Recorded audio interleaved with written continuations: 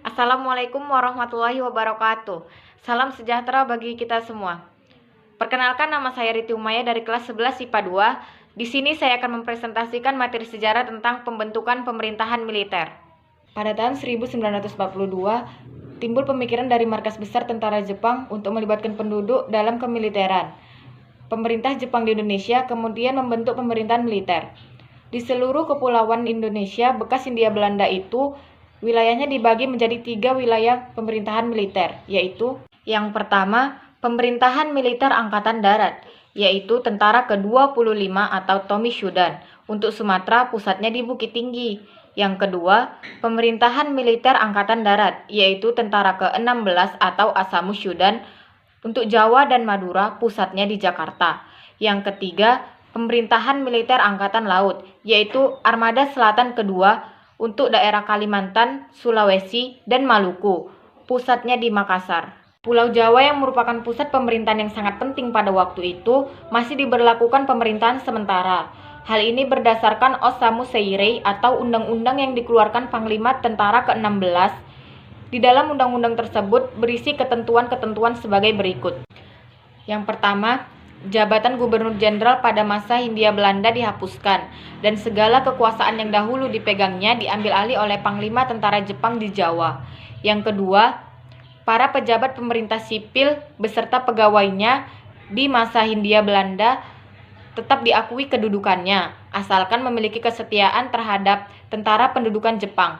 Yang ketiga, badan-badan pemerintah dan undang-undang di masa Belanda tetap diakui secara sah untuk sementara waktu, asalkan tidak bertentangan dengan aturan pemerintahan militer Jepang.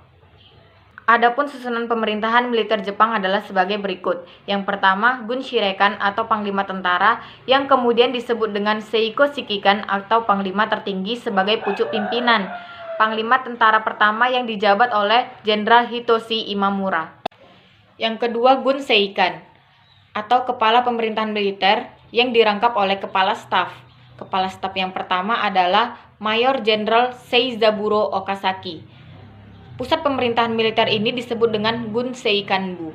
Yang ketiga, Gun Seibu atau Koordinator Pemerintahan dengan tugas memulihkan keamanan dan ketertiban atau semacam gubernur yang meliputi Jawa Barat pusatnya di Bandung, Jawa Tengah pusatnya di Semarang, dan Jawa Timur pusatnya di Surabaya, ditambah dengan 2 daerah istimewa atau koci yaitu Yogyakarta dan Surakarta.